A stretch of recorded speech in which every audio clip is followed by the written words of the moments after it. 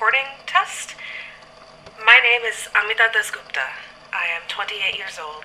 I am an archival assistant at the Usher Foundation for Paranormal Research located in Washington, D.C. Okay, let's see. Where's the stop button? Oh, okay. My name is Amita Dasgupta. I'm 28 years old, and I'm an archival assistant at the Usher Foundation for Paranormal Research, located in Washington, D.C. I've been working at the Usher Foundation for about a year now, and as an archival assistant for about 3 months. In that time, it's come to my attention that the archives are not being properly managed, and therefore I've come to the conclusion I must take the archives into my own hands. The reasons for my conclusion are many. The primary being the current head archivist, Richard Carlsberg. He's more than just incompetent as an archivist. I'm not sure he does any work at all. I've seen him shuffle some papers around occasionally, but I'm convinced all he does in his office is nap. I mean, the archives are in complete disarray, and I've asked him several times what tasks he'd like us assistants to do. Every time, I get vague answers and no real instructions before he retreats back to his office. I've considered going to upper management about this, but I've refrained out of concern that they would disapprove of my doing personal projects on the job. I need to be in the archives for personal reasons. I have extremely important research to do, and I can't do it if my boss is borderline senile. So, as I've mentioned previously, I've decided to take matters into my own hands. Richard has given me permission to be in charge of documenting and taking statements, which is probably the only solid decision he's made in the past 3 months. And Mari and Kaylee have agreed to handle organizing the archives. I've been working on recording audio files of the statements in an attempt to digitize the archives for the past week. I've been using my work-provided laptop for this, but a couple days ago, something strange happened when I was recording a statement. The statement didn't record quite right. I don't know how else to explain it. I bought this old tape recorder from eBay, and I'm going to try this instead. In regards to the statement in question, I believe there is something paranormal about it that is preventing it from being recorded properly to my computer. Mari and Kaylee don't believe in the paranormal, which is ironic, given where they work. But I firmly believe that there's something different about some of the statements. Something that makes them, well, more real compared to the other statements I've been recording. I'm hoping that by recording these particular statements, I can start to track down, well, I can start to track it down. I'll leave it at that for now. That's it for the, preliminary notes. I sound very fancy saying that. Preliminary notes. I guess here goes nothing. Statement of Joseph Klein, age 40 at time of statement. Statement number 10114008. Summary of statement. An undiscovered cave or hole found while hiking. Original statement taken October 11th, 2008. Recorded by Amita Dasgupta, archival assistant at the Usher Foundation of Paranormal Research, Washington, D.C. Statement as follows. Sorry. Sorry for the, dirt. I can't seem to get rid of it anymore. The dirt. It follows me. It follows me everywhere. I feel it under my nails, in my hair, on my skin. Can't get rid of it anymore. I've tried, I've tried to wash it off. I stand in my shower and I scrub, and once I made myself bleed from scrubbing. But it doesn't work. It just doesn't work anymore. I can't get rid of it. So, sorry about about the dirt on the chair and the paper. Let me... I was a hiker. Not professionally. I mean, that would be cool, but just as a hobby. I did it all the time. Went out every weekend, every national holiday, every birthday. I love it. I would tell people bullshit about loving nature and animals and the majesty of the land, but you know what? I think I just liked the quiet. Being away from everyone and everything. It's nice, you know? Gives you time to think. To soak everything in, you know? I've gone on just about every hiking trail in Virginia. Or at least it feels that way, anyways. Virginia's a good place, you know, for hiking. Lots of forests, lots of trails.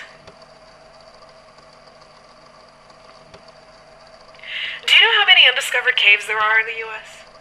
Probably not. I've been doing some research about it since the last time I hiked. There's lots. 90% of all cave systems in the world are undiscovered. Now imagine how many in the U.S. Tons, I bet. Tons. Yeah. Never liked the idea of caves. Which is, I guess it's weird when you think about it because the Venn diagram of people who like hiking and people who like caving is just a circle a lot of the time. But there it is. Something about the idea of being trapped in the belly of the earth. Dark all around, dirt all around, pressing, suffocating. Sorry. Just don't like thinking about it. Let's just say that I don't like the idea of caves. Never have. I do my best to avoid areas of forests that have caving systems, but like I said before, there are probably tons of caves that are undiscovered in the U.S. Just my luck that I'd be the one to stumble on one, if it was a cave, that is. No use talking around it, I guess. I fell one day while hiking.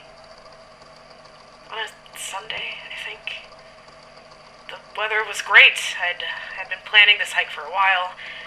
Technically, officially an unmarked trail, but one of those unmarked trails that tons of hikers go on. So it wasn't unexplored or anything. I'm not stupid.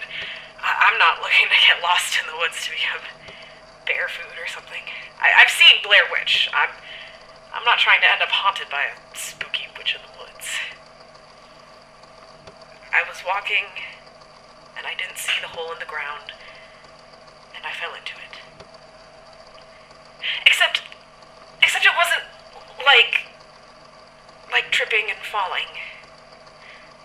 I know it sounds absolutely insane. I know that, but it was like the ground just opened up under me.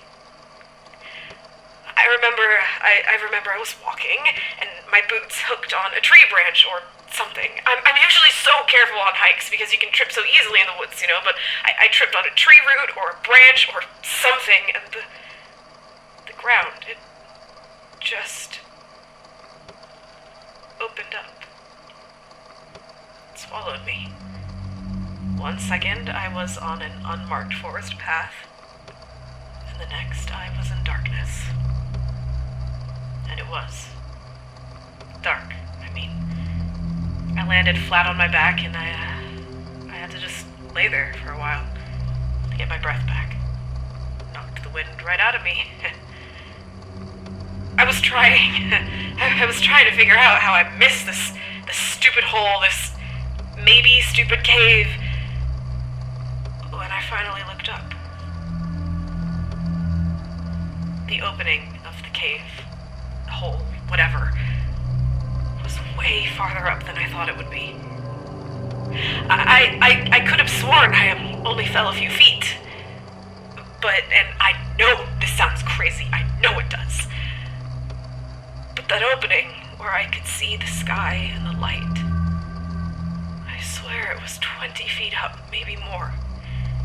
There's no way that's possible, but that's what happened. At this point, I was trying not to panic. Tripping into a hole is one thing, but falling 20 feet into a goddamn hole with no equipment and no one who knew what I was doing that day, that's dangerous. I'd gotten my breath back by then, and luckily it didn't feel like I had any injuries, so I decided that first thing was first. I'd stand up and see how sturdy the walls of this cave, hole, whatever, were. Maybe I could try climbing my way out or something. But as I made up this plan, I became aware of something much, much more terrifying than falling into this abyss. I couldn't move. I was laying flat on my back and I couldn't feel pain anywhere, but I couldn't move. I tried wiggling my toes, I tried sitting up, I tried making a fist, but it was like my brain and body weren't connecting right. I would think, sit up, but my body, it just wouldn't respond. That's when I started to panic. I was trapped under the earth. No one knew where I was, and I couldn't move. I started screaming. I figured that would be my best chance, right? It's not like this is a super obscure hiking path. Hell, I'd passed a couple of bikers earlier that day before going down the unmarked path, so it wasn't unreasonable to think someone might hear, right? Right? No one heard me, though. It's not just that no one was around. I just know, somehow, that there were, but they couldn't hear me. It was like the dirt, the soil, was muffling me, like, on purpose. Muffling isn't quite right. Silencing. Yeah, that's it. The ground was silencing me on purpose. I screamed for hours, I think. Or at least what felt like hours. Eventually my voice started cracking, so I stopped. I remembered that I had a water bottle. Of course I did. I always bring one while hiking. Some granola bars too, but I couldn't get to them. My water bottle was clipped to my shorts, and my food was in my pockets, and I couldn't move. The thought of starving to death struck me then, and I don't know what scared me more. Starving to death, or being found by some wild animal and eaten alive. At some point, I started crying and praying.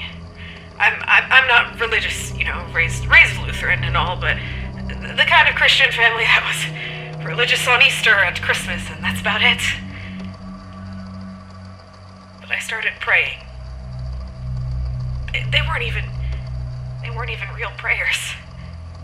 Just something to focus on and repeat, I think, over and over in my head. Something that helped. Something that kept me from going insane. When night fell, I tried screaming some more. But I stopped almost right away. I couldn't help thinking I might attract a predator or something. I watched as the light disappeared and was replaced by night and stars.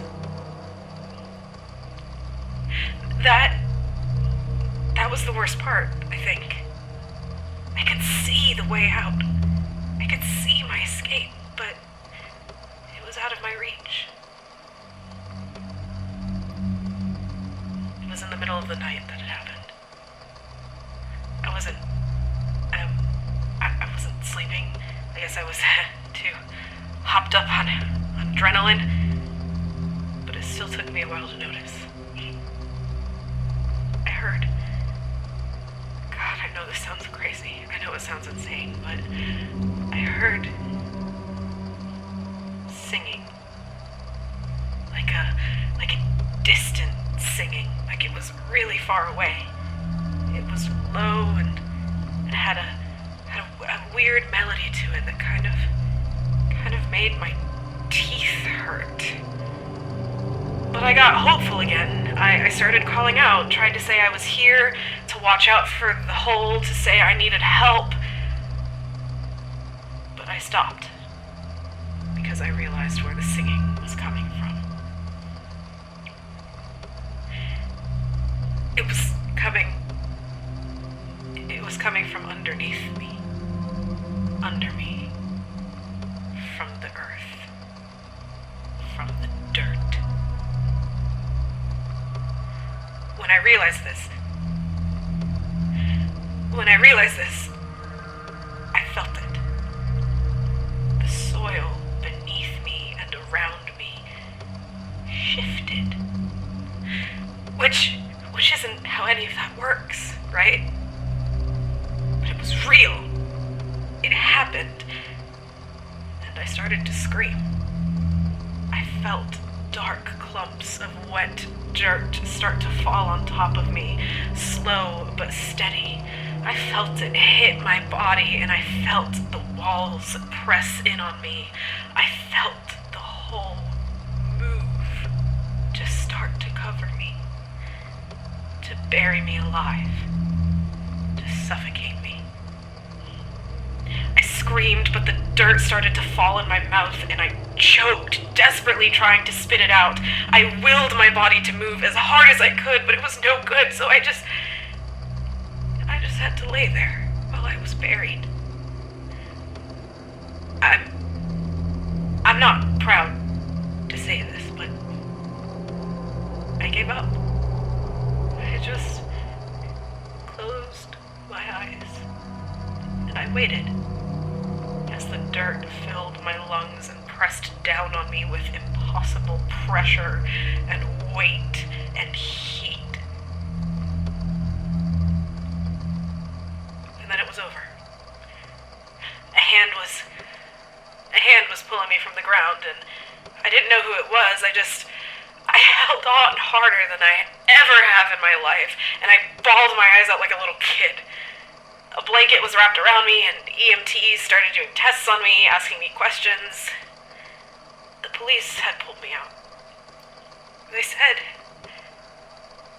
I'd been missing for 3 days.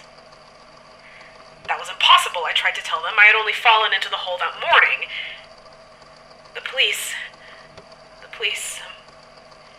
exchanged glances, and they asked me, what hole? I kind of just stared at them. I pointed to the hole in the ground it was there. I know it was there. I know what happened to me. It was real. Except it wasn't there. It was just a body-shaped divot in the ground. I couldn't do anything but just look at it dumbly while the police explained they'd pulled me out of the ground, where I'd seemingly been unconscious and buried alive. They asked if I had been assaulted. I didn't know what to say. I mean, I'm not exactly the easiest target. I'm pretty fit from all my hiking, and I'm tall too. Not easy to knock down, but I just didn't know what to say. The ambulance took me to the hospital to make sure I was okay. They said I was pretty dehydrated, but that was it, and that I was lucky to be alive, and that was all she wrote, I guess. Only I've been dreaming of dirt.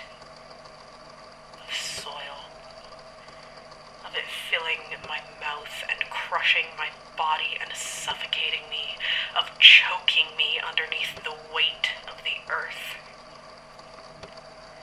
I can't seem to get clean anymore. There's always dirt on me.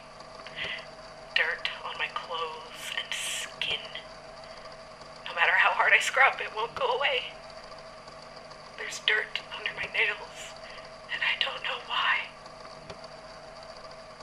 Sometimes I dream of going back to that cave, that hole. I dream I'm digging with my hands, and I lay down and I take the dirt that I dug up and I'm scared. I think something terrible is going to happen to me, and I don't know how to stop it. I don't know how to stop it.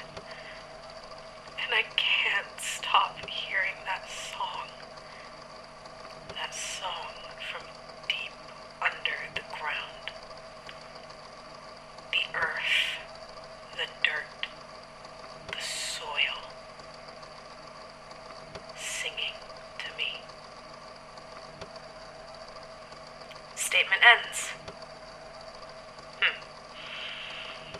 Can't say I disagree with Mr. Klein. I'm not a big fan of caves myself, and this sounds, well, horrible, to say the least. Case notes. This follow-up was difficult, as Mr. Klein neglected to give any specific locations in his statement, and trying to scour Virginia forests for a hole in the ground is, to put it bluntly, a waste of our time, considering how huge our forests are. Kaylee and Mari consider this statement the result of a delusional man dehydrated from hiking, but my guess? Some spirit manifesting in the form of the ground or the earth is haunting certain areas. I've made notes on the keywords of this statement, as I think there could be something here about spirits of buried? Maybe that's not the right word, but that's what I've been calling it so far. Joseph Klein was unavailable for follow-up, unfortunately, as he is dead.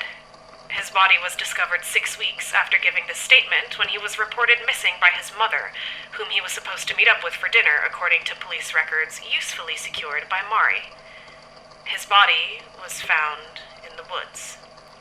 Police report claims that due to the position and condition on the body, they ruled it a suicide.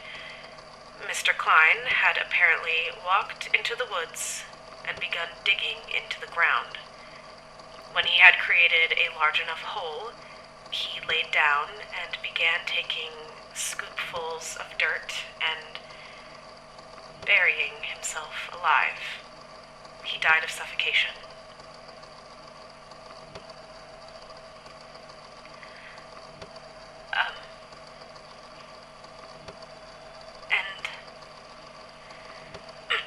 End tape.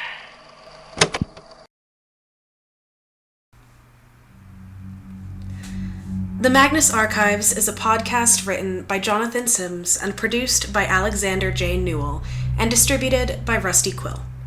Story, characters, and ideas written about in this fan-made project belong completely to Rusty Quill. Special thanks for this episode goes to Emma, Mari D, Kaylee F, and Amber C for editing. All audio used in this project was Creative Commons Use Audio. Thank you for listening.